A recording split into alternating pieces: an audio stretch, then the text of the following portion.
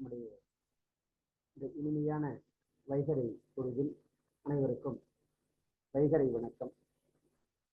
கடந்த சில வகுப்புகளில் நாம் நம்முடைய முன்னோர்கள் பற்றிய ஒரு வாழ்க்கையின் தெளிவை அவர்கள் வகுத்து கொடுத்த நூல்களின் வழியே நாம் பார்த்து கொண்டிருக்கின்றோம். அந்த வகையில் அகப்பொருள் விளக்கம் நாற்கவிராச நம்பி அவர்கள் இயற்றிய நூலிலிருந்து முதல் பகுதியை நிறைவு செய்திருக்கிறோம். இன்றைக்கு இரண்டாவது பகுதியை பார்க்க இருக்கோம். இந்த முதல் பகுதி என்பது அகப்பொருள் தொடர்பான ஒரு முழுமையான செய்தியை அறிமுகப்படுத்துகிற ஒரு முகவுரை போன்று அமைந்திருக்கிறது. அடிப்படையில் 5 திணைகள் பற்றிய செய்தி: முதற்பொருள், கருப்பொருள், உரிப்பொருள். அதுக்கு பிறகு வாழ்க்கையினுடைய 2 கூறுபாடு, களவு, கற்பு. ஒவ்வொன்றிலுமே களவு என்பதிலும் கற்பு என்பதிலும் அதனுடைய புணர்ச்சி, களவு புணர்ச்சி, பிறகு களவு நிகழும் இடம், பிரிவு வகை. அதற்கடுத்து திருமணம், அறத்தொடு நிற்றல். கற்பு என்று வருகிற போதும் அதனுடைய வகை, புணர்ச்சி வகை, பிறகு பிரிவு, அந்த பிரிவை தணிக்கக்கூடிய வாயில்கள் பற்றிய செய்திகள். இதைத் தொடர்ந்து நேற்றைய நம்முடைய வகுப்பில் களவியல் என்கிற 2வது இயலிலிருந்து 8 வகை திருமணங்கள் பற்றிய செய்திகளை பார்த்திருந்தோம். இந்த 8 வகை திருமணங்களில் தமிழருக்குரிய ஒரு திருமண முறை காந்தர்வ முறை என்பதையும் நம்ம பார்த்தோம். பிரம்மம், தசாபத்தியம், ஆரிடம், தெய்வம், காந்தர்வம், ஆசுரம், ராக்கதம், பைசாசம். இதுல முதலில் சொல்லப்பட்ட 4 பிரம்மம், பிரசாபத்தியம், ஆரிடம், தெய்வம், இந்த 4ம் பெருந்திணைக்குரியது. பிரம்மச்சாரிக்கு கொடுப்பது பிரம்மம், எல்லாமே வேள்விக்கு முன்பாகத்தான். தலைவன் கேட்க பெற்றோர் சம்மதித்து ஒரு பெண்ணை கொடுப்பது பிரசாபத்தியம். இறையனார் களவியல் உரையில இந்த 8 வகை திருமணத்திற்கும் ஒவ்வொரு பெயர் சுட்டப்படுது. அதுல பிரம்மம் என்பதை அவர் அறநிலை என்று சொல்லுகிறார். பிரசாபத்தியம் அப்படிங்கிறத ஒப்பு என்று சொல்லுகிறார். பிறகு ஆரிடம் என்பதை பொருள்கோள், அதாவது பொருளை கொடுத்து பெண்ணை பெற்றுக் கொள்வது. பசுவையோ காளையையோ கொடுத்து அதற்கு ஈடாக பெண்ணை பெற்றுக் கொள்வது. பிறகு தெய்வம் என்பது வேள்வி ஆசிரியனுக்கு பெண்ணை கொடுப்பது. காந்தர்வம், இதைத்தான் யாழோர் கூட்டம் என்று சொல்றாங்க. இது கொடுப்பாரும் இன்றி கேட்பாரும் இன்றி தலைவன் தலைவி இயற்கையாக எதிர்பட்டு சேருவது காந்தர்வம். இது 5 திணைக்கும் உரியது. கைக்கிளை, ராக்கதம், பைசாசம் என்கிற 2ம் கைக்கிளைக்குரியது. ராக்கதம் என்பது வலிந்து ஏற்றுக்கொள்வது, உறவுகளின் விருப்பம் இல்லாத சூழலிலும் வலிந்து ஏற்றுக்கொள்வது. பிறகு பைசாசம், உறக்கத்தில் இருக்கக்கூடிய பெண்ணை ஏற்றுக்கொள்வது. இந்த நிலை நம்ம பார்த்தோம். தொடர்ந்து இன்றைக்கு நாம் பார்க்கக்கூடிய பகுதி கைக்கிளை. கைக்கிளை பற்றிய ஒரு செய்தியை பார்த்துவிட்டு பிறகு இந்த களவியலினுடைய 17 வகையான கிளவி நிலைகள், இந்த செய்திகளை எல்லாம் நம்ம பார்ப்போம்.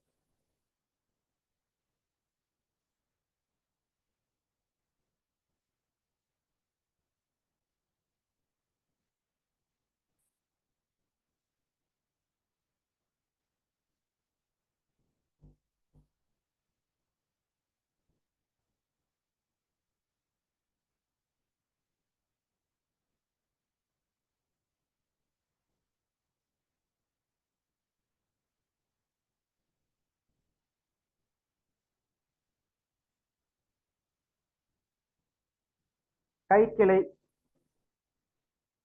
இந்த கைக்கிளை என்பது காட்சி, ஐயம், துணிவு, குறிப்பின் வழி அறிதல் என்று 4 வகை.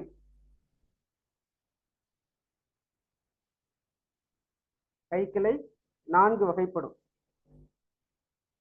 கைக்கிளை என்பது ஒருதலை காமம், ஐந்திணை என்பது அன்புடை காமம், பெருந்திணை என்பது பொருந்தா காமம்.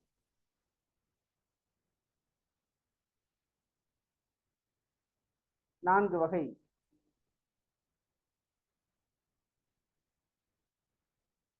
காட்சி, ஐயம், துணிவு, குறிப்பறிவு. குறிப்பறிவு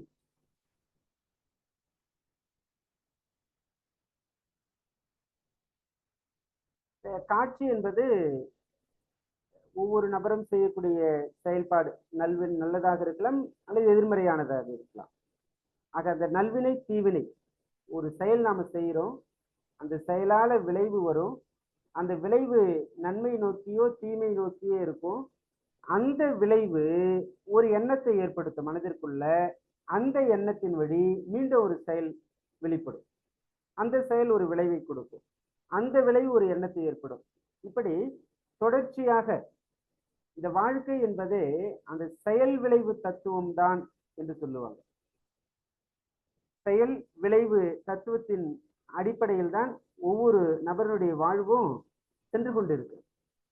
இந்த அடிப்படையில் தான் தீதும் நன்றும் பிறர் தர வாரா என்று சொன்னதும், நெடிய முடிதலும் கடிய ஊர்தலும் செல்வம் என்று அது செய்வினை பயனே என்று சங்க இலக்கியத்தில் சொல்லப்பட்டதும் இந்த அடிப்படையில் தான். ஆக இந்த நல்வினை தீவினை என்கிற 2 நிலையில ஏதோ ஒரு சூழல்ல தலைவன் தலைவி 2 பேரும் சந்திப்பது. தன்னிகரில்லாத தலைவனும் தலைவியும் ஒருவரை ஒருவர் காண்பதுதான் காட்சி. அப்படி பார்த்து விட்ட பிறகு ஐயப்படுவது, இந்த அளவுக்கு அழகாக இருக்கிறாளே ஒரு மானுட பெண்ணா அல்லது வேறு யாராவதா என்று ஒரு ஐயம் ஏற்படும். ஏற்பட்ட வழி இது இயல்பான பெண்தான் என்கிற ஒரு துணிவுக்கு வருவாங்க.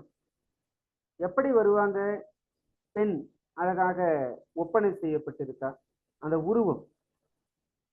இரண்டாவது, அவளுடைய கைகளிலும் கால்களிலும் அணிந்து கொண்டிருக்கக்கூடிய அந்த அணிகலன் சத்தத்தை எழுப்புது. மூன்றாவது, இவள் சூடியிருக்கக்கூடிய பூ வாடி இருக்கிறது. நான்காவது, இவளுடைய கூந்தலில் வாசம் வருகிறது, இந்த நறுமணம். அந்த கூந்தல்ல சூடி இருக்கக்கூடிய அந்த வாசத்தை நாடி வண்டுகள் எல்லாம் சுத்தி ரீங்காரம் செய்து கொண்டிருக்கு. ஐந்தாவது, இவருடைய கருவிழி அசைகிறது.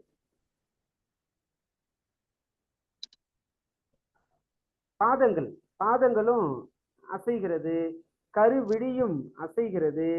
இவளுக்கு இயல்பாக இருக்க அந்த அச்சம் உள்ளிட்ட குணங்களும் இருக்கின்றன. ஆக இந்த தன்மைகளை எல்லாம் நோக்கி இவள் மானிட பெண் தான் என்று ஒரு துணிவுக்கு வராங்க. துணிவுக்கு வந்துவிட்ட பிறகு சரி, மனதிற்குள்ள ஒரு விருப்பம் வந்துருச்சு. அந்த விருப்பத்தை தலைவனுக்கு தலைவி தெரிவிக்குமாறு வெளிப்படுத்துவது. குறிப்பு, அறிதல், இந்த 4 அடிப்படையில் தான் இந்த கைக்கிளை என்பது அமைகிறது. சரி, காட்சி, ஐயம், துணிவு, குறிப்பறிவு. அன்பின் ஐந்திணைக்கு கூட முதல் படிநிலை கைக்கிளை தான். அதுக்கு பிறகுதான் அது அன்பின் திணையாகவும் மலரும். மனதிற்குள்ள ஒருவருக்கு ஒருவர் அந்த விருப்பம் என்கிற ஒன்று ஏற்பட்ட பிறகுதான் அது வெளிப்படுத்துகிற போது இருவரும் ஏற்றுக்கொள்ளும் போது அது அன்பின் ஐந்திணையாக மாறுகிறது. ஒருவரின் விருப்பம் மற்றொருவருக்கு தெரியாமலேயே வெளிப்படுத்தாமலேயே மனதிற்குள்ளாகவே வைத்துக் கொண்டிருப்பதுதான் கைக்கிளை என்கிற அளவிலேயே அமைகிறது. சரி, அடுத்து களவிற்குரிய கிளவித்தொகை. சற்று விரைவா நம்ம பயணிக்க வேண்டியிருக்கு. செய்திகள் எல்லாம் எழுதிக்கோங்க.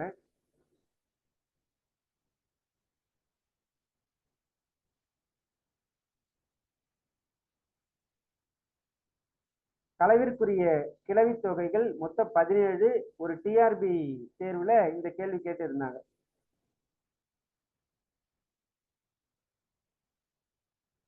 இந்த 17ஐயும் எழுதிக்கோங்க.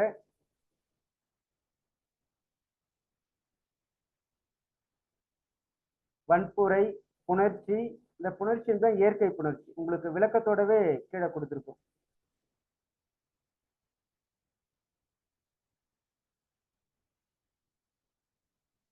இயற்கை புணர்ச்சி ஊழ்வினையான தலைவனும் தலைவியும் மனம் ஒத்து அவர்களாகவே கூடுவது.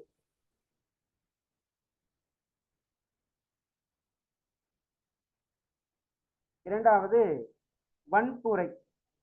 வன்புரை என்றாலே வலியுறுத்துறது, வற்புறுத்தி சொல்லுவது. தலைவி சந்தேகப்பட்ட சூழல்ல அவளுடைய சந்தேகம், ஐயம் எல்லாமே தீரக்கூடிய அளவுல தலைவன் வற்புறுத்தி சொல்லுவது.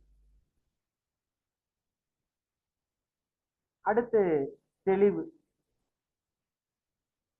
அவர் வற்புறுத்தி சொன்ன உடனே தலைவன் சொன்ன அந்த சொற்களை எல்லாம் தலைவி இது மெய்தான் என்று தெளிஞ்சு மனச ஒருநிலைப்படுத்திக்கிறான்.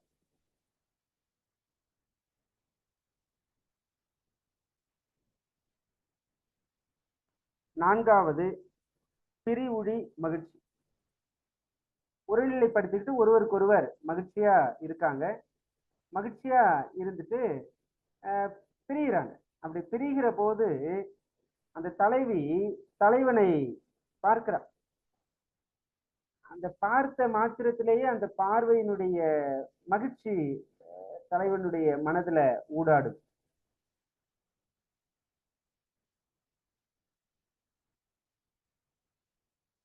சற்று நேரத்துல அவர் மறைந்த பிறகு அவனுக்குள்ள ஒரு கலக்கம் வருது.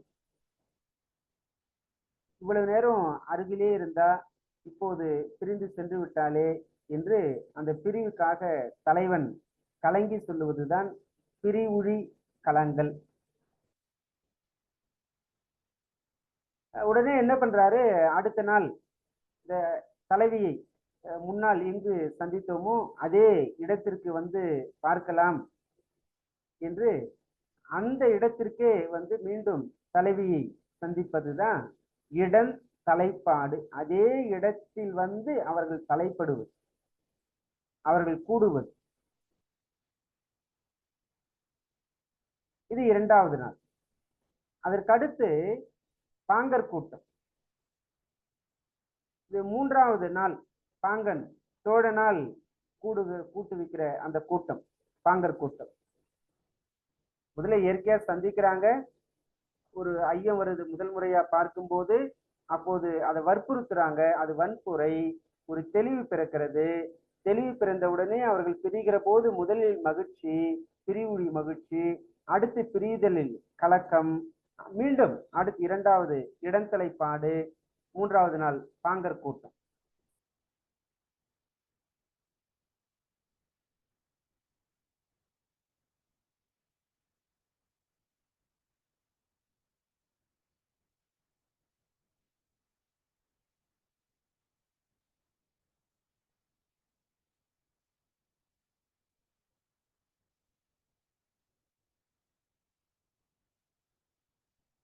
எட்டாவது பாங்கி மதி உடன்பாடு.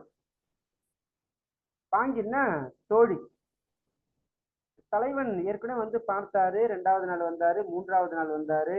உண்மையிலேயே தலைவியை திருமணம் செய்து கொள்கிற எண்ணம் இவருக்கு இருக்கா என்று அந்த உண்மை தன்மையை தன்னுடைய அறிவு கூர்மையால் உணர்ந்து அதுக்கப்புறம் மீண்டும் தலைவியை சந்திக்க தோழி உடன்படுறான். பாங்கிமதி உடன்பாடு. தலைவனோட தலைவியை சந்திக்கிற தலைவனுடைய சில வேறுபாடுகளை எல்லாம் கண்டு அந்த வேறுபாடுகள் என்ன என்பதைத்தான் அடுத்து நம்ம விளக்கமா பார்க்க போறோம். உண்மை அறிந்து ஆய்வு செய்து, சரி இவன் தலைவியை விட்டுட்டு போக மாட்டாரு, கடைசி வரைக்கும் காப்பாற்றுவார் என்கிற அந்த அன்பினுடைய உண்மைத்தன்மை உணர்ந்து விட்டு தலைவன் தலைவியை சந்திக்க உடன்படுவதுதான் பாங்கிமதி உடன்பாடு.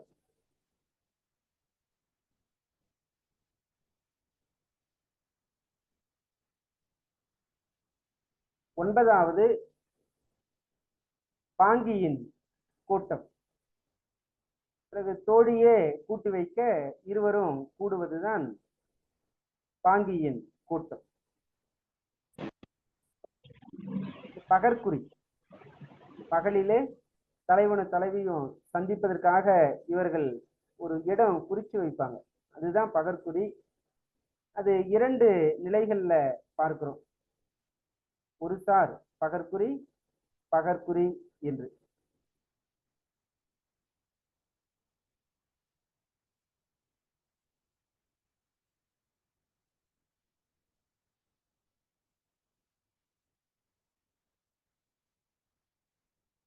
தலைவன் தலைவியை பகற்குறியில கூடுவது பகற்குறி.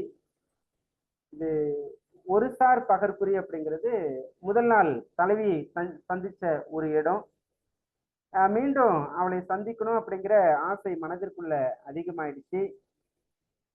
அதனால முன்னால் சந்தித்த அதே இடத்திற்கு தலைவன் வரார். ஆனா அந்த இடத்துல தலைவி இல்லை. தலைவன் ரொம்ப வருத்தத்தோட திரும்பி போறார். ஒரு சார் பகற்குறி, ஒரு பக்கம் மட்டுமே அந்த ஒரு சார் மட்டுமே அந்த குறிக்கு செல்வது, மற்றொரு சார்பு அங்கு செல்லாமல் இருப்பது. பாங்கி தடுத்துறான். அவருடைய எண்ணம் எவ்வாறு இருக்கிறது என்பதையெல்லாம் பரிசோதிக்க தலைவியை அங்கு செல்ல விடல. ஒரு நபர் மட்டும் செல்லுவது ஒரு சார் பகற்குறி. அதற்கு காரணம் பல இருக்கும். பகற்குறி இடையீடு, 11வது பகற்குறி இடையீடு. பகல்ல தலைவனும் தலைவியும் வந்து சந்திப்பதற்கு நிறைய இடையீடுகள்லாம் இருக்கும். யாரெல்லாம் அந்த இடையீடா இருக்காங்க, அதன் காரணமா அவங்க சந்திக்க முடியாம போகும். அது பகற்குறி இடையீடு. 12வது இரவுக்குறி. இப்ப பகல்ல சந்திக்க முடியாத சூழல்ல இரவு நேரத்தில் சந்திக்கலாம் என்று முடிவு செய்து ஒரு இடத்தை குறித்து அங்கே இருவரும் கூடுவது இரவுக்குறி. இந்த இரவுக்குறியிலும் இடையீடு இருக்கும். இரவு நேரத்துல சந்திப்பதற்கும் சில பொருட்களோ சில நபர்களோ இடையீடா இருப்பாங்க. அதன் காரணமாக அவங்க சந்திப்பது தாமதமாகும், சந்திக்க முடியாம போகும். இரவு குறி இடையீடு.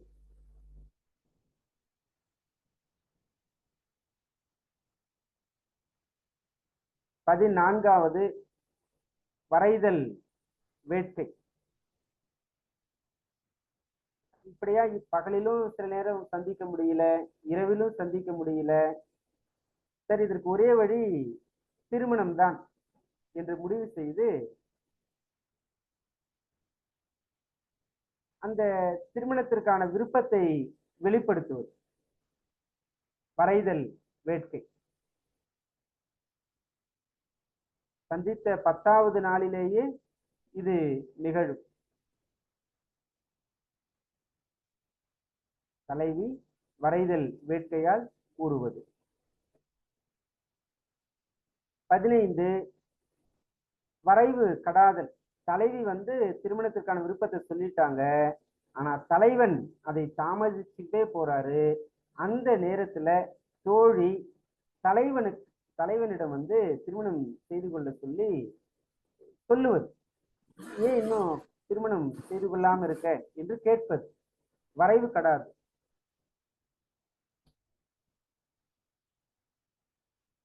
16வது ஒரு வழி தனத்தல். தோழி சொல்றாங்க திருமணம் செய்துக்கோ தலைவியை என்று, அவரும் ஒத்துக்கிறார். ஒத்துக்கிட்டு உடன்பட்ட அந்த தலைவன் என்ன சொல்றாரு, சரிம்மா, நான் எதேச்சியா வந்தேன், உங்களை பார்த்தேன், இன்னும் ஊர்ல உறவுகள்லாம் இருக்காங்க, அவங்க எல்லாம் நான் போய் பார்க்கணும், அவங்க கிட்ட சம்மதம் வாங்கணும், சொல்லணும் என்று நான் ஊருக்கு போயிட்டு வரேன் என்று சொல்லி செல்லுவதுதான் ஒரு வழித்தனத்தல். தனத்தல் என்றால் பிரிந்து செல்லுதல், நீங்குதல்.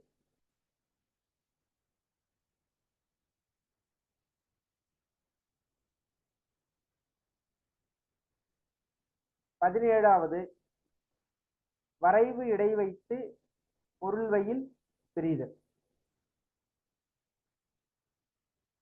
வரைவு இடை வைத்து பொருள்வையில் பிரிதல்.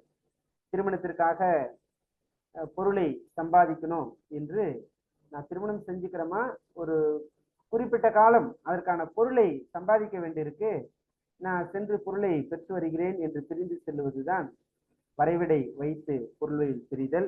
இந்த 17 பற்றிய விளக்கங்கள் தான் களவியல் என்கிற ஒரு இயல். 17 என்று பார்த்தாலும் இதனுடைய உள்ளார்ந்த விளக்கங்கள் ரொம்ப பெரிய அளவுல மிகுதியாகவே இருக்கு, செய்திகள் நிறைய இருக்கு.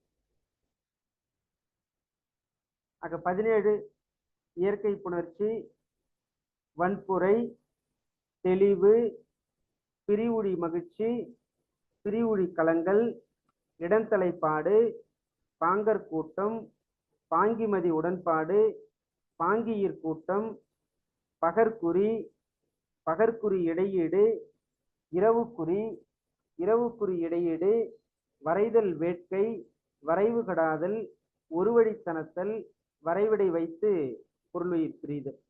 இந்த 17ஐயும் வரிசையாக மனதிற்குள் பதிய வைப்பதை தவிர்த்து வேறு வழியே கிடையாது. களவியல் குறித்து ஒரு கட்டுரை வரைக, ஒவ்வொரு பகுதியிலுமே ஒரு அசைன்மெண்ட் மாதிரி கொடுக்கலாம்னு நினைச்சிட்டு இருக்கு. இந்த பகுதி முடிஞ்ச உடனே பண்டை தமிழரின் களவு வாழ்க்கை, இந்த களவு வாழ்க்கை பற்றி அவர்களுடைய கோட்பாடுகள், கொள்கைகள் எப்படி இருக்கு என்று ஒரு கட்டுரை எழுதி வச்சுக்கோங்க நீங்களே. பிறகு அடுத்து கற்பு வாழ்க்கை பற்றிய நிலைகள், செய்திகளை ஆங்காங்கு சிதறி கிடந்தாலும் அவற்றையெல்லாம் தொகுத்து ஒரு கட்டுரை போல எழுதி வைப்பதுதான் நலம். அந்த பாடப்பகுதியை பார்க்கும் போதே இதை செய்து முடிப்பது உகந்ததா இருக்கும்.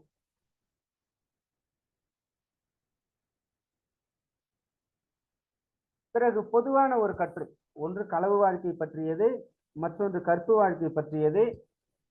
இரண்டாவது பொது நிலையில பண்டை தமிழருடைய அகவாழ்வு பற்றிய செய்திகள், அது அகவாழ்வின் சிறப்புகளை எடுத்துரைக்க என்று கேட்டாலும் சரி, அகவாழ்வு கோட்பாடுகள் என்று கேட்டாலும் சரி, நாம் அந்த தரவுகளை எழுதி வச்சுக்கிட்டோம்னா கேள்விக்கு ஏற்றாற் போல அந்த பதிலை நாம் வெளிப்படுத்தி விடலாம். இப்போதைக்கு அந்த 3 கோணங்களில் இதை நாம அணுகலாம். களவு வாழ்க்கை, கற்பு வாழ்க்கை, பிறகு பொதுவான ஒரு செய்தி. இந்த 2 கேள்விக்கான பதில் எழுதி வச்சுக்கிட்டோம்னா பொதுவான செய்தியை நாம சில ஒட்டுகளை எல்லாம் சேர்த்து அந்த கேள்விக்கு பதிலை மாற்றி அமைச்சுக்கலாம். இந்த 17 நிலைகளில் முதலாவது இயற்கை புணர்ச்சி.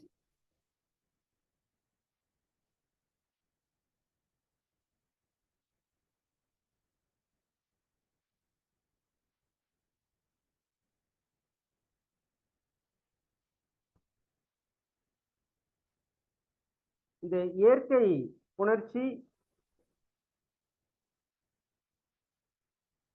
தெய்வத்தால் எய்துகிற புணர்ச்சி. இது 3 வகை விரிவை உடையது.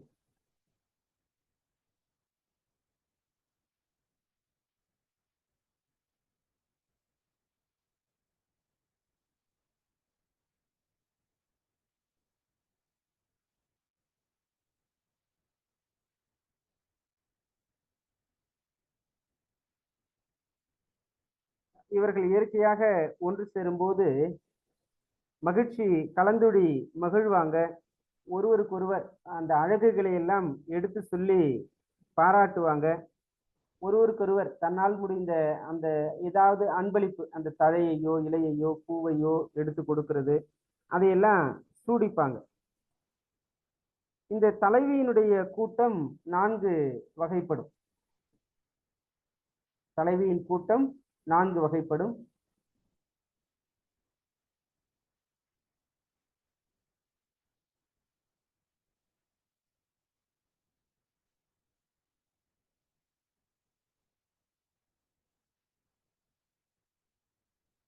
ஒன்று வேட்கை உணர்தல், 2 மறுத்தல், 3 உடன்படல், 4 கூடல். 4 கூடல்.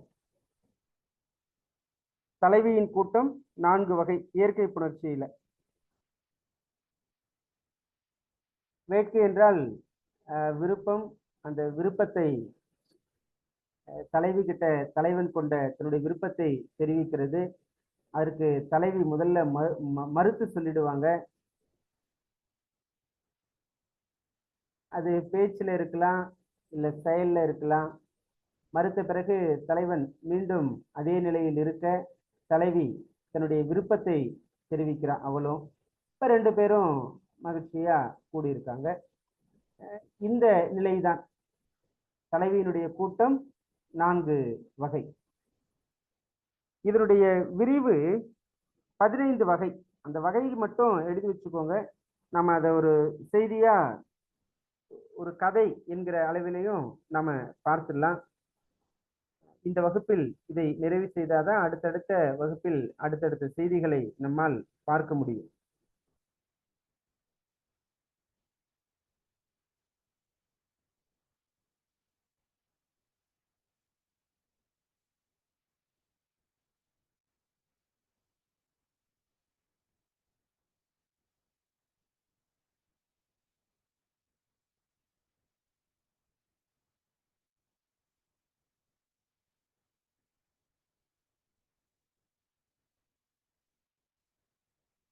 இந்த தலைவி புணருகிற புணர்ச்சியினுடைய விரிவு 15 இருக்கு.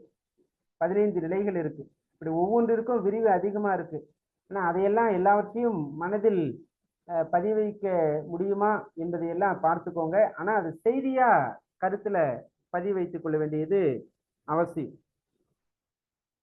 இந்த தலைவியிடம் எழுதுகிற அந்த புணர்ச்சி எப்படியெல்லாம் இருக்கும் அப்படின்னா, தலைவன் கெஞ்சி நிற்பாரு. பிறகு அதே நிலையில இருப்பாரு. பிறகு முன்பா சில செயல்பாடுகளை எல்லாம் வெளிப்படுத்துவார். தலைவி இசைவுக்கு அப்புறம் அவங்க ஒருவருக்கு ஒருவர் தொட்டு பழகிப்பாங்க. பொய்யான வகையில பாராட்டிப்பாங்க. பிறகு இடம்பெற்று தழுவுதல், வழிபாடு மறுத்தல், அவர்களுக்கான அந்த சில இடையூறுகள்லாம் என்ன இருக்கின்றதை எடுத்து பேசுறது, பிறகு அவர்களுக்கான அந்த வருத்தத்தை எடுத்து சொல்லி பரிமாறிக்கிறது,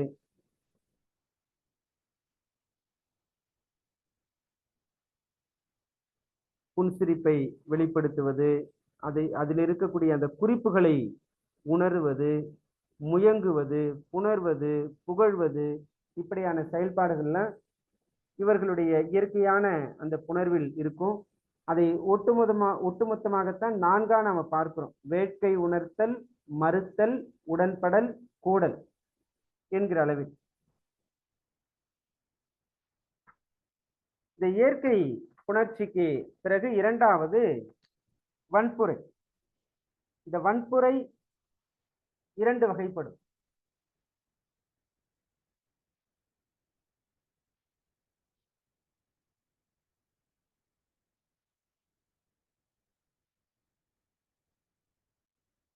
வன்புரை 2 வகைப்படும்.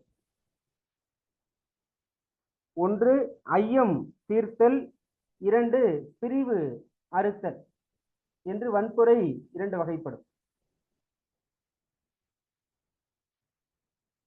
ஒன்று ஐயம் தீர்த்தல், 2 பிரிவு அறுத்தல்.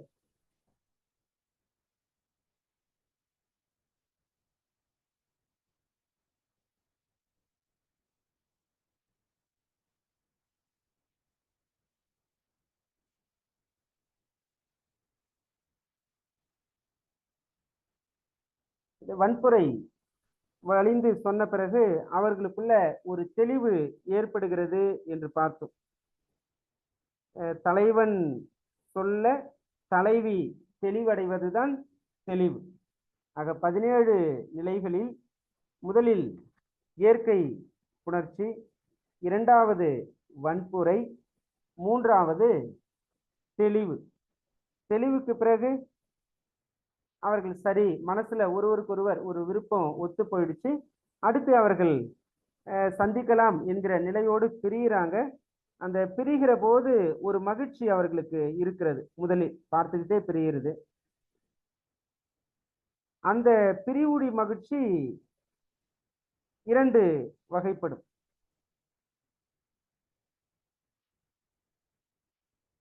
இதுல செய்திகள் நிறைய இருக்கு. உங்களுக்கு தேவையானதை மட்டும் நான் இப்போதைக்கு எடுத்து கொடுக்குறேன். நான் டெக்ஸ்ட்ல கொடுக்கணுன்றதுக்காக காப்பி பண்ணியிருக்கேன் இந்த செய்திகள்லாம்.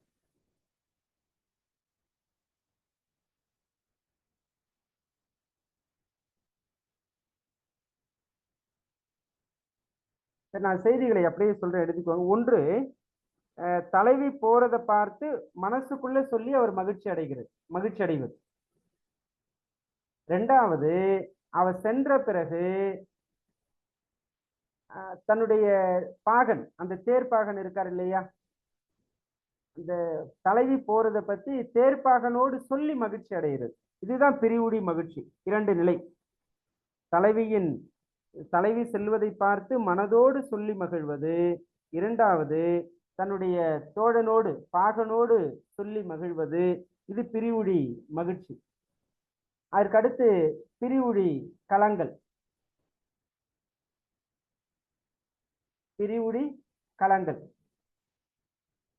பிரிவுடி களங்களும் 2 வகைப்படும். ஒன்று, மருள் உற்று உரைத்தல். 2, தெருள் உற்று உரைத்தல். மருளுற்று உரைத்தல், தெருளுற்று உரைத்தல் என்று இந்த பிரிவு 2 வகைப்படும்.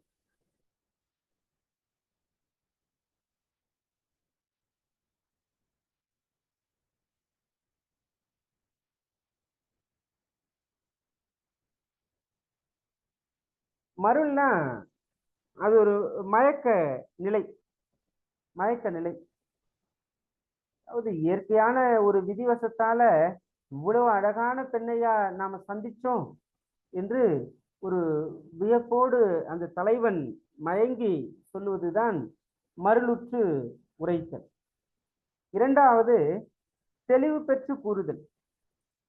அது தெருள் உற்று உரைத்தல்.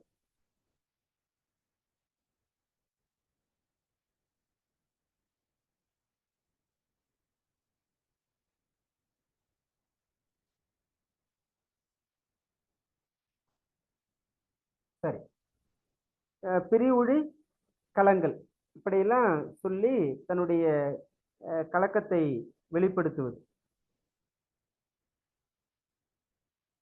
6வது 17 கிளவி தொகைகள்ல 6வது பிரிவுடி களங்களை அடுத்தது இடந்தலைப்பாடு.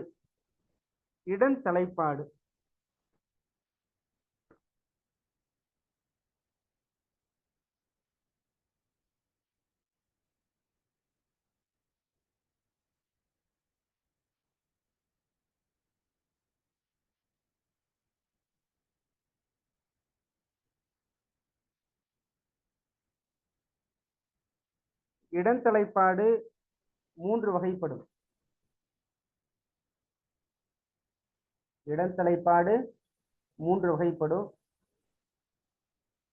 ஒன்று, தெய்வம் தெளிதல். 2, கூடல். 3, விடுத்தல்.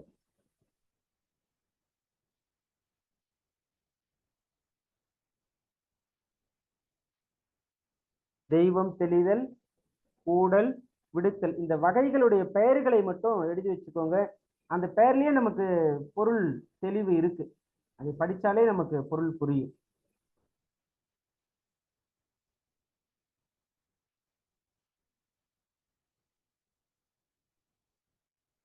அதாவது இதற்கு நம்ம இது இயற்கையான சந்திப்பு தானே. இந்த களவு என்பது. அப்படி இருக்கும்போது இதற்கு முன்பா நம்மை சந்திக்க வைத்த தெய்வம், தலைவியை சந்திக்க வைத்த தெய்வம் மீண்டும் நிச்சயமா அவளோடு கூட்டி வைக்கும் என்று தெளிந்து சொல்வதுதான் தெய்வம் தெளிதல். பிறகு தலைவனும் தலைவியும் கூடுவது கூடல். கூடிவிட்ட பிறகு தலைவன் என்ன செய்யறாரு, தலைவியை அவளுடைய தோழி கூட்டத்தோடு சென்று சேர்த்துறார். அப்பதான் அவ பாதுகாப்பா வீட்டுக்கு போவா என்று. இது விடுத்தல். ஆக இடந்தலைப்பாடு 3 வகை: தெய்வம் தெளிதல், கூடல், விடுத்தல்.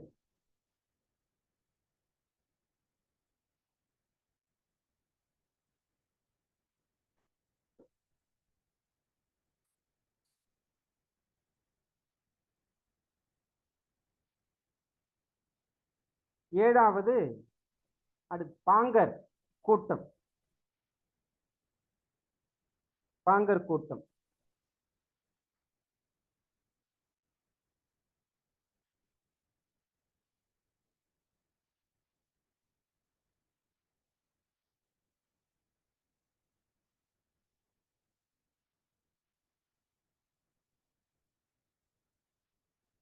இந்த பாங்கர் கூட்டம் 7 வகைப்படும்.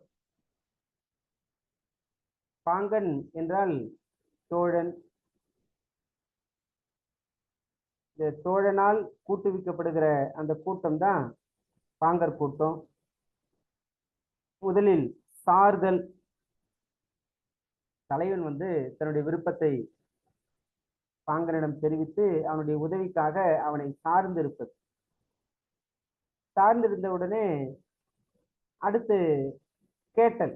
பாங்கன் என்ன பண்றாரு, தலைவனுடைய முகவாட்டத்தை பார்க்கிறாரு. பார்த்துட்டு என்னப்பா இப்படி இருக்க, என்ன ஆச்சு என்று அதற்குரிய காரணத்தை அவர் கேட்கிறார். அதுக்கு கேட்டல். கேட்ட உடனே தலைவன் தன்னுடைய நிலை பற்றி சொல்லுகிறார். அது சாற்றல். அப்படி சொன்ன உடனே தோழன் சொல்றாரு, தம்பி நீ போற வழி சரி கிடையாது அப்படின்னு அவர் இடித்து சொல்றார். தோழன் தலைவனிடம் அவனுடைய செயலை பற்றி முதல்ல இப்படியெல்லாம் இருக்கக்கூடாதுப்பா, இது தப்புப்பா, இந்த மாதிரி நாம போகக்கூடாது என்று சொல்றாரு. அது எதிர்மறை. சொன்ன உடனே தலைவன் தன் பக்கம் இருக்கக்கூடிய அந்த சூழலை அவர் எடுத்து சொல்றார். சொன்ன உடனே தலைவனுடைய கருத்துக்கு தோழன் இசைவு தெரிவிக்கிறார். அது நேர்தல். அது நேர்தல்.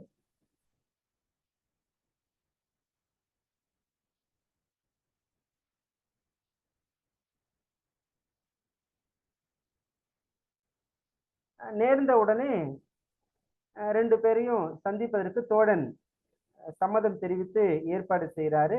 அது கூடல். தலைவன் சென்று தலைவியை கூடுவது கூடல்.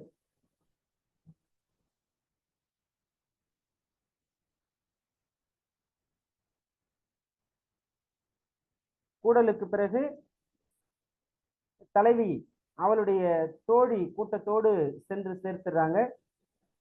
நீ தனியா வராத, உன்னுடைய தோழியோடு வா என்று தலைவியை பாங்கியோடு செல்ல விடுப்பது. இப்படி இந்த பாங்கர் கூட்டம் 7 வகைப்படும். வகை 7: சார்தல், கேட்டல், சாற்றல், எதிர்மறை, நேர்தல், கூடல். பாங்கீர் கூட்டல். தோழனை சார்ந்து இருக்கிறாரு. தோழன் என்னன்னு கேட்கிறாரு. அதற்கு தலைவன் பதில் சொல்றாரு. அப்போது தோழன் இடித்துரைக்கிறாரு. பிறகு தலைவனின் கருத்துக்கு தோழன் உடன்படுறாரு. உடன்பட்ட உடனே தலைவனும் தலைவியும் ஒன்று சேர்றாங்க. பிறகு தலைவியை தன்னுடைய தோழிகள் கூட்டத்தோடு தலைவன் சேர்த்து விடுகிறார். இப்படியாக இந்த பாங்கர் கூட்டம் 7 வகைப்படும்.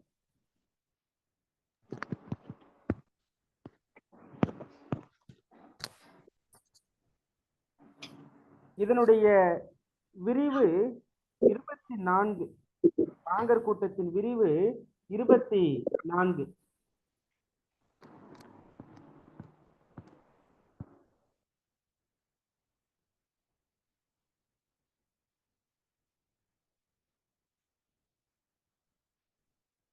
இதனுடைய விளக்கத்தை ஒரு விதிமுறையோடு தனித்தனி கருத்துக்களாக சொல்லப்பட்டதுதான் விரிவு என்கிற நிலையில பார்க்கிறோம். இந்த 7 வகையை சற்று விரிச்சு சொல்லுவாங்க. இதுல சார்தல் சார்ந்திருக்கிறது, தலைவனை உற்றது கேட்டல், உற்றது உரைத்தல் சாற்றல்,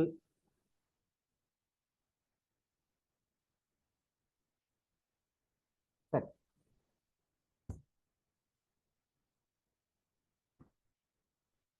எட்டாவது பாங்கிமதி உடன்பாடு. பாங்குமதி உடன்பாடு எட்டாவது.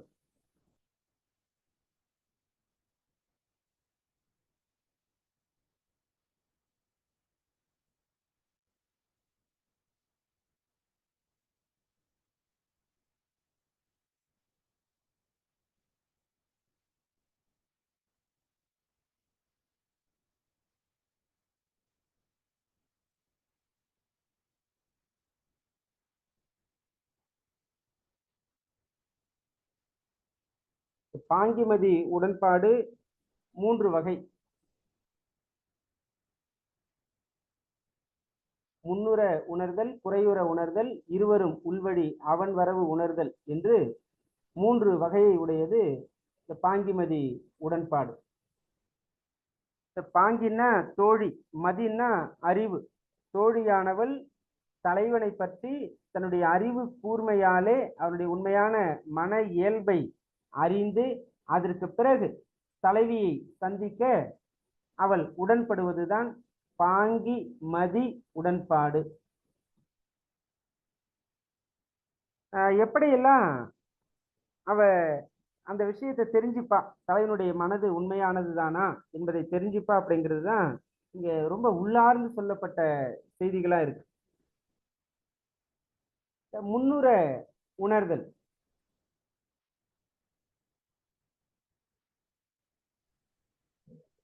ஏற்கனவே பாங்கர் கூட்டத்துல தலைவன் தலைவி சந்திச்சிருக்காங்க.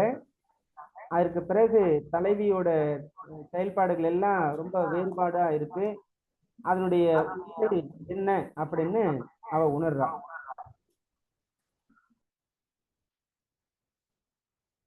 உணர்ந்து விட்டு அடுத்து குறை உற உணர்தல் இரண்டாவது நிலை. தலைவன் என்ன செய்யறாரு, தலைவிக்காக அந்த தழை கண்ணி இன்றைக்கு நம்ம பூச்செண்டு கொடுக்குற மாதிரி அன்றைக்கு இதையெல்லாம் கொண்டு தோழி கிட்ட நிற்கிறார். தோழி சரின்னு சொன்னாதான் தலைவியை இவர் சந்திக்க முடியும். இப்ப தோழி கிட்ட அப்படியே குறை இறந்து தன்னுடைய குறையை நீதாமா தீர்த்து வைக்கணும், தலைவியை நான் சந்திக்கணும் என்று தன்னுடைய குறையை வெளிப்படுத்தி பாங்கியிடம் நிற்கிறார் தலைவன்.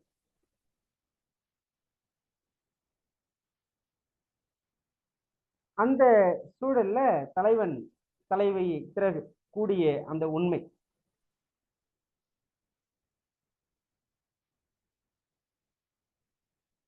மூன்றாவது இருவரும் உள்வழி அவன் வரவு உணர்தல்.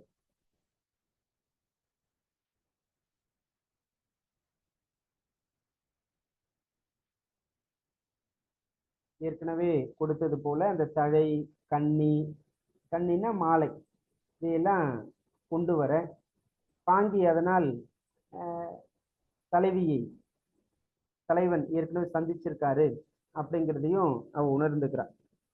எப்படி உணர்றான்னா, அந்த தலைவியோட அந்த வாசம், அவளுடைய அந்த வடிவம் தோற்றம், அவளுடைய ஒழுக்கம், அவ சாப்பிடுற விதம், பிறகு செய்யற செயலை அவளே மறந்துட்டு நிற்கிறா. தோழிகளோடு ஒன்னா இல்லாம தனியா போயிட்டு இருக்கா. ஒரு இடத்துல எப்பவுமே ஒரு இடத்துல நின்றுட்டு ஏதோ ஒரு சிந்தனையோட இருக்கிறா. இப்படியான நிலைகள்லாம் வச்சுக்கிட்டு அந்த பாங்கி இவர்களுடைய மனநிலையை உணர்ந்துக்கிறான். இதையெல்லாம் வைத்துக்கொண்டு அவ ஆய்வு செய்து பிறகு இதற்கு இதுதான் காரணம் என்று ஐயமும் தீர்ந்து அவங்க பேசுற பேச்சையெல்லாம் கவனிக்கிறான். அவங்க எதெல்லாம் பொய்யான வார்த்தைகள் சொல்றாங்க, அவங்க சொல்ற வார்த்தையில எதெல்லாம் மெய்யான வார்த்தையாக இருக்கிறது, அதையெல்லாம் வரிசையாக மனதுல நினைத்து பார்த்து அந்த உண்மை தன்மையை ஆராயிறார். பிறகு தலைவன் வந்து கேட்கிற போது, அந்த குறை ஒன்று வெளிப்படுத்தி நிற்கிற போது, தோழியானவள் பல கேள்விகளை எல்லாம் கேட்டு அதனுடைய உண்மை தன்மையை தெரிஞ்சுக்கிறார். உன்னுடைய ஊர் என்ன, உன்னுடைய பேர் என்ன, நீ ஏன் இப்படி இருக்க என்பது போல நிறைய கேள்விகளை கேட்டு அவனுடைய மனநிலையை புரிஞ்சுக்கிறான். புரிந்து கொண்டு அவனுடைய அந்த உண்மை நிலையை தெரிந்து கொண்டு அதற்கு அடுத்தபடியா இவ பேசுறான். பேசி தலைவனை பற்றி சில நேரம் இகழ்ந்து என்று சொல்லுவதை விட ஒரு நக்கலா பேசுற மாதிரி தலைவனை பற்றி பேசி சிரிக்கிறார். அப்போது அந்த தலைவனுடைய மனக்கருத்து என்ன என்பதையும் உணர்ந்துக்கிறான். இப்படி பல்வேறு சூழல்கள்ல தலைவியினுடைய நிலையையும் தலைவனுடைய நிலையையும் தோழியானவள் தன்னுடைய அறிவு கூர்மையால் உணர்ந்து கொண்டு அதிலே ஒரு தெளிவை பெற்று, சரி அடுத்து இவங்க ஒருவருக்கொருவர் சந்தித்து கொள்ளலாம் என்று தன்னுடைய அறிவாலே முடிவு செய்வதுதான் பாங்கி மதி உடன்பாடு. அதற்கு பிறகுதான் தோழியே தலைவனோடு சந்திக்க உதவி செய்வான். எடுத்தவுடனே அந்த உதவி செய்வதெல்லாம் அன்றைக்கு இல்லை. இன்றைக்கு இருக்கக்கூடிய பெண்கள் எல்லாம் இதை, குறிப்பாக மாணவிகள், இதையெல்லாம் உணர்ந்து கொள்ள வேண்டியது மிக அவசியம். எடுத்த எடுப்பிலேயே ஒருவரை நம்புவது, அவர்கள் சொல்ற பேச்சுக்கு ஆட்படுறது, இப்படியெல்லாம் இல்லாம அவங்களுடைய உண்மையான மனக்கருத்து என்ன, அவங்க எண்ணம் நோக்கம் என்ன என்பதையெல்லாம் பல நிலைகளில் ஆராய்ந்து தெளியணும். அதுல இந்த பாங்கிமதி உடன்பாடு அவ்வளவு அறிவு கூர்மையான ஒரு வெளிப்பாடாக அமைச்சிருக்காங்க. அது இன்றைக்கு தேவையான ஒன்று. இதையெல்லாம் பார்க்கும்போதுதான் இலக்கியத்துல நிறைய ஆய்வு கட்டுரைகளை எழுதுறோம். ஆனா இலக்கணத்துல இவ்வளவு செய்திகள் இருக்கு. ஆனால் இது தொடர்பான ஆய்வு கட்டுரைகள் வந்ததே தெரியல சமுதாயத்துல, வெளியில. இலக்கியத்தை சார்ந்தே கட்டுரைகள் மிகுதியாக வருது. ஆக இதையெல்லாம் சார்ந்து நாம் கட்டுரை எழுதும் போது அது நேரடி பயன்பாடு கொடுப்பதாக அமையும். சரி, 9வது பாங்கிமதி உடன்பாட்டிற்கு பிறகு அந்த பாங்கி கூட்டுவிக்கிற அந்த கூட்டம், அதுதான் பாங்கியின் கூட்டம், 9வதா இருக்கு.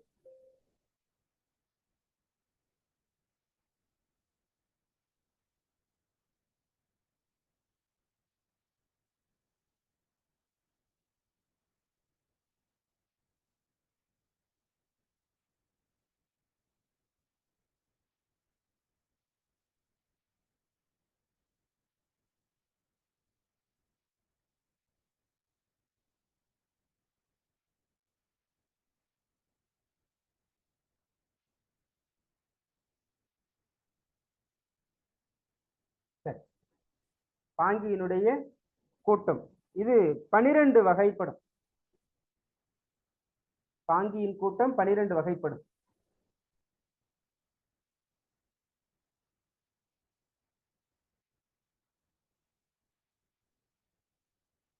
வகை. முதல்ல தலைவன் வந்து இறந்து பின்னிருப்பார். தலைவி தோழி கிட்ட தலைவியை பார்க்கணும் என்று அந்த சூழலை எல்லாம் எடுத்து சொல்லி, நீதான் இதற்கு உதவி செய்ய வேண்டும் என்று தோழியின் பின் நிற்றல் தான் இறந்து பின்னிற்றல். நின்ன உடனே அவ எடுத்த உடனே சம்மதிக்க மாட்டான். தோழியும் மறுத்துட்டு சில நேரத்தில் தொலைவா போயிடுவா, இல்ல பேசாம இருப்பா, இது போல ஏதாவது ஒண்ணு செய்வாங்க. இப்படி தோழி மறுத்து சொல்லவே தலைவன் அடுத்த கட்டமா என்ன செய்வாரு, நீ சம்மதிக்கல அப்படின்னா நான் மடலேறுதல் செய்வேன். ஊருக்கு நடுவுல பனங்கற்குகளால் அமைக்கப்பட்ட ஒரு மரம் போல அதில் ஏறி நான் என்னுடைய கருத்தை ஊர் முழுக்க எல்லோருக்கும் வெளிப்படுத்தி நான் அங்கிருந்து குதிச்சிடுவேன் என்பது போல நான் மடல் ஏறுவதை அவர் தெரிவிப்பார். இதுதான் மடற்கூற்று. உடனே தோழி என்ன சொல்றா, இல்லப்பா நீ அப்படியெல்லாம் செய்யாத, செஞ்சன்னா அது தலைவிக்கும் கெட்ட பேர் ஆயிடும், நான் உனக்கு உதவி செய்யறேன் என்று மடல் ஏறுவதை விளக்குறா. விளக்கிட்டு அதுக்கு அப்புறமா உடன்படுற தலைவனுடைய எண்ணத்தை நிறைவேற்ற தோழி உடன்படுவது அது உடன்படல்.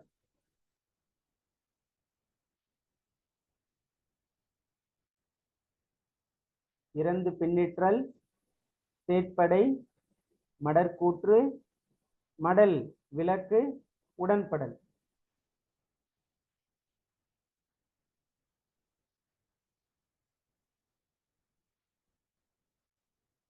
ஆறாவது மடற்கூற்று ஒழிதல். தோழி உடன்பட்ட உடனே, சரிம்மா நீ சொன்னதை கேட்டுட்டு நான் மடல் ஏறத விட்டுறேன் என்று தலைவன் சொல்லுவது, அது மடற்கூற்று ஒழிதல். ஏழாவது குறை நயப்பித்தல். குறை நயப்பித்தல் யாருடைய குறை? தலைவனுடைய குறை. நயம்னா விருப்பம். தலைவனுடைய அந்த விருப்பத்தை தோழி தலைவி கிட்ட எடுத்து சொல்லி இருவரும் ஒருவரை ஒருவர் விரும்புமாறு செய்யுது. தலைவனை தலைவி விரும்புமாறு தோழி செய்வதுதான் குறை நயப்பித்தல். அப்படி செய்த உடனே தலைவியும் அதை ஏற்றுக்கொள்ளுதல், நயத்தல். ஒன்பதாவது கூட்டல். தோழியானவர் தலைவியை குறியெடுத்து உய்ப்பது. ஒரு இடத்துல சந்திப்பதற்கென்று ஒரு இடத்தை குறித்து அந்த இடத்துல கொண்டு சேர்ப்பது. சேர்த்துட்டு வந்துருவா, இருவரும் மகிழ்ச்சியா கூடி மகிழ்ந்து இருப்பாங்க. இது கூடல். இறுதியாக ஆயம் கூட்டல். ஆயம்னா இவர்களுடைய தோழிமார்கள் இருக்கக்கூடிய கூட்டம். நீ அவங்க கிட்ட போமா, நீ தனியா இருக்க வேண்டாம் என்று தலைமகளை அழைத்து சென்று இந்த பாங்கிய கூட்டத்திடை சேர்ப்பது. 12வது வேட்டல். வேட்டல் என்றால் விரும்புதல். பாங்கி சொன்னபடி தலைவன் அந்த விருந்துக்கெல்லாம் உடன்படுவது, விரும்புவது. இவ்வாறு பாங்கியின் கூட்டம் 12 வகைப்படும். இறந்து பின்னிற்றல், சேட்படை, மடற்கூற்று, மடல் விலக்கு, உடன்படல், மடற்கூற்று ஒழிதல், குறை நயப்பித்தல், நயத்தல், கூட்டல், கூடல், ஆயம் கூட்டல், வேட்டல் என்று இந்த பாங்கியின் கூட்டம் 12 வகைப்படும். இதனுடைய விரி அது விரிந்து கொண்டே செல்லும்.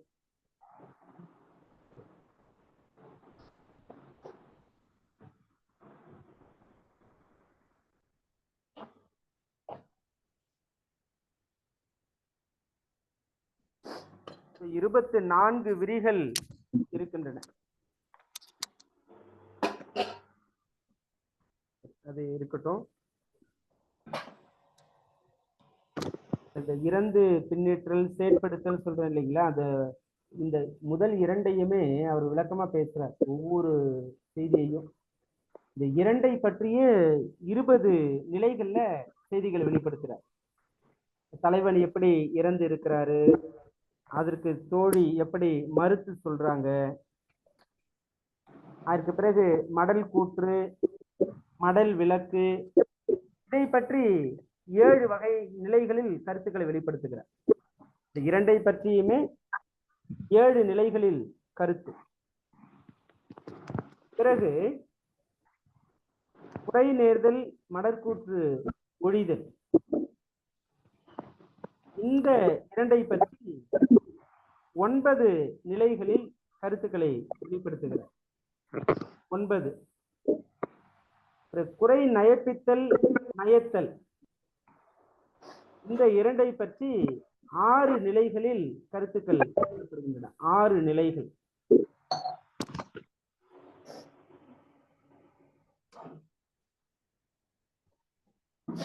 பிறகு தனித்தனி செய்திகள் தான். கூட்டல் கூடல் ஆயம் கூட்டல் வேட்டல்.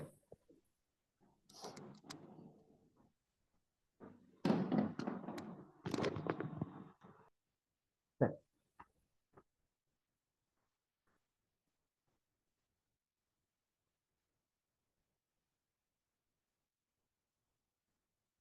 பத்தாவது பகற்குறி.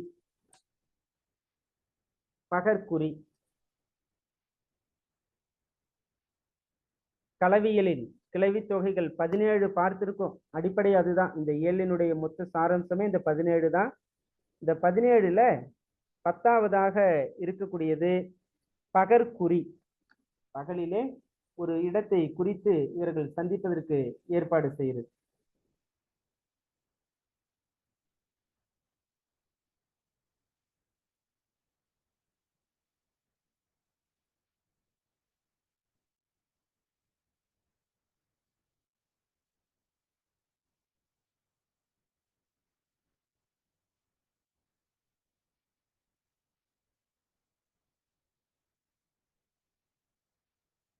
இந்த பகற்குறி 4 வகைப்படும்.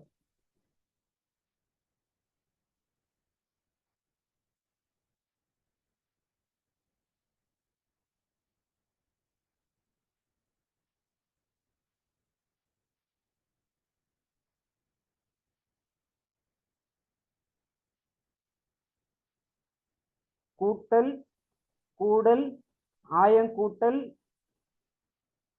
வேட்டல்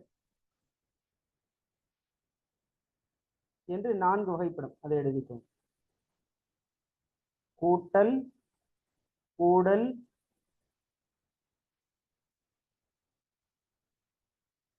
இங்கே ஆயங்கூட்டல் என்பது பாங்கியின் கூட்டல்.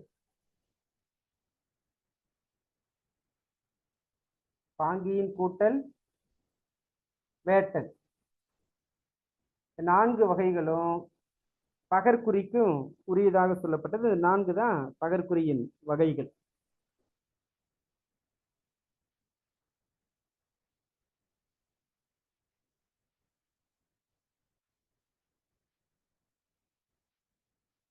பகற்குறியின் வகைகள் 4: கூட்டல் கூடல் பாங்கியின் கூட்டல் வேட்டல். இந்த பகற்குறியினுடைய விரிவு 12.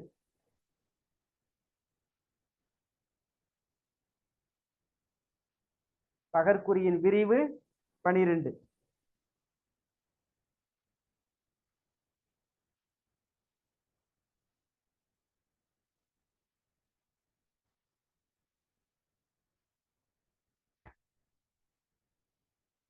இதுல ஒரு சார் பகற்குறி.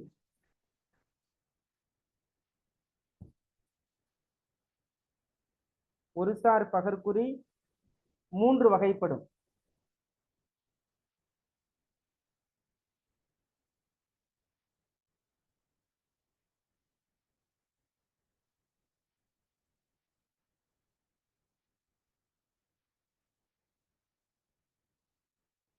ஒரு சார் பகற்குறி 3 வகைப்படும். 1 இரங்கல், 2 வன்புரை, 3 இர்சரிப்பு உணர்த்தல் என்று ஒரு சார் பகற்குறி 3 வகைப்படும்.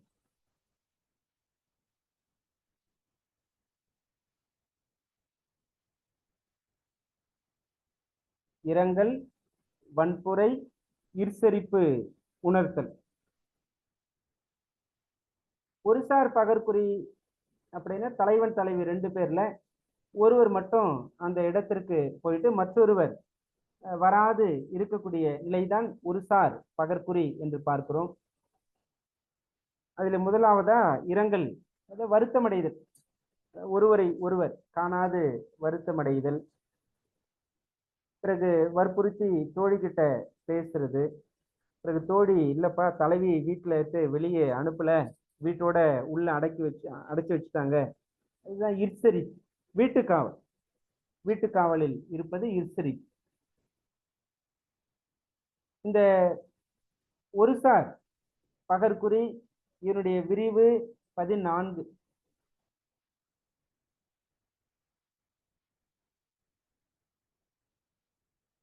ஒருசார் பகற்குறின்னா அது சார்ந்து செய்திகளை எழுதுகிற அளவுக்கு இந்த தலைப்புகளை மனசுல வச்சுக்கிட்டா போதும் இப்போதைக்கு. காரணம் இன்னும் நமக்கு இருக்கக்கூடிய காலம் ஆகஸ்ட், அந்த மாதத்திலே தேர்வு என்று எடுத்துக்கிட்டா ஒரு 2 மாதம் இதற்குள்ள அனைத்து பகுதிகளையுமே நாம் பார்க்க வேண்டியிருக்கு. இப்போதைக்கு நாம் என்ன தயாரிப்போடு அந்த தேர்வை அணுகலாம் என்கிற திட்டமிடல் தான் மிக முக்கியமானது. சரி, இந்த அளவோடு இன்றைக்கு இருக்கட்டும். பகற்குறி, பிறகு பகற்குறி இடையீடு முதல் அடுத்து நம்ம பார்க்கலாம். 17 கிளவி தொகைகள்ல 10 கிளவி தொகைகள் பற்றி இன்றைக்கு இந்த வகுப்பில் பார்த்திருக்கிறோம். இயற்கை புணர்ச்சி 1, 2 வன்புரை, 3 தெளிவு, 4 பிரிவுழி மகிழ்ச்சி, 5 பிரிவுழி களங்கள், 6 இடந்தலைப்பாடு, 7 பாங்கர் கூட்டம், 8 பாங்கிமதி உடன்பாடு, 9 பாங்கியர் கூட்டம், 10 பகற்குறி. அடுத்து இன்னும் 7 இருக்கு. பகற்குறி இடையீடு, இரவுக்குறி, இரவுக்குறி இடையீடு, வரைதல் வேட்கை, வரைவு கடாதல், ஒருவடி தனத்தல், வரைவிடை வைத்து பொருள்வயிர் பிரிதல் என்கிற இந்த நிலை. இதுல இயற்கை புணர்ச்சியில தலைவியின் புணர்ச்சி 4 வகைப்படும். வேட்கை உணர்த்தல், மறுத்தல், உடன்படல், கூடல். வன்புரை 2 வகைப்படும். ஐயம் தீர்த்தல், பிரிவு அறிவுறுத்தல். தெளிவு ஒன்றுதான், அதுல வகைகள் இல்லை. தலைவன் சொல்ல தலைவி தெளிவு கொள்வது அது ஒன்றுதான். அடுத்து பிரிவுழி மகிழ்ச்சி 2 வகைப்படும். பிரிவுழி மகிழ்ச்சி 2 வகைப்படும். ஒன்று செல்லும் கிடத்தி செலவு கண்டு உள்ளத்தோடு சொல்லல், அதாவது தலைவி போறதை பார்த்துட்டு தன்னுடைய மனதிற்குள்ளாகவே சொல்லி மகிழ்வது. 2 செல்லும் கிடத்தி செலவு கண்டு பாகனோடு சொல்லல் என்று பிரிவுழி மகிழ்ச்சி 2 வகைப்படும். பிரிவுழி களங்களும் 2 வகைப்படும். ஒன்று மருளூற்று உரைத்தல், 2 தெருளூற்று உரைத்தல். இடந்தலைப்பாடு அது 3 வகைப்படும். இடந்தலைப்பாடு 3 வகைப்படும். தெய்வம் தெளிதல், கூடல், விடுத்தல். தெய்வம் தெளிதல், கூடல், விடுத்தல். சரி, பாங்கர் கூட்டத்தின் வகைகள் 7. பாங்கர் கூட்டத்தின் வகைகள் 7.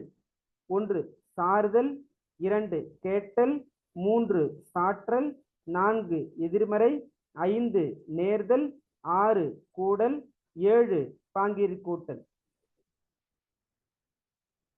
பிறகு பாங்கர் கூட்டத்தை தொடர்ந்து பாங்கிமதி உடன்பாடு, இது 3 வகைப்படும். பாங்கிமதி உடன்பாடு 3 வகைப்படும். 1 முன்னுற உணர்தல், 2 குறைவுற உணர்தல், 3 இருவரும் உள்வழி அவன் வரவு உணர்தல் என்று பாங்கிமதி உடன்பாடு 3 வகைப்படும். பாங்கீர் கூட்டம் 12 வகைப்படும். நம்ம பார்த்தோம், பாங்கீர் கூட்டம் 12 வகை. இறந்து பின்னிற்றல், சேட்படை, மடற்கூற்று, மடல் விளக்கு, உடன்படல், மடற்கூற்று ஒழிதல், குறை நயப்பித்தல், நயத்தல், கூட்டல், கூடல், ஆயங்கூட்டல், வேட்டல். பிறகு பகற்குறி. பகற்குறி 4 வகைப்படும். கூட்டல், கூடல், பாங்கீர் கூட்டல், வேட்டல். ஒருசார் பகற்குறி 3 வகைப்படும். இரங்கல், வன்புரை, ஈர்சரிப்பு உணர்த்தல். இந்த அளவில் இன்றைய செய்திகளை பார்த்திருக்கிறோம். தொடர்ந்து இருக்கக்கூடிய பிற செய்திகளை அடுத்தடுத்த வகுப்புகளில் பார்க்கலாம் என்கிற அளவில் இந்த வகுப்பை நிறைவு செய்கிறோம். அனைவருக்கும்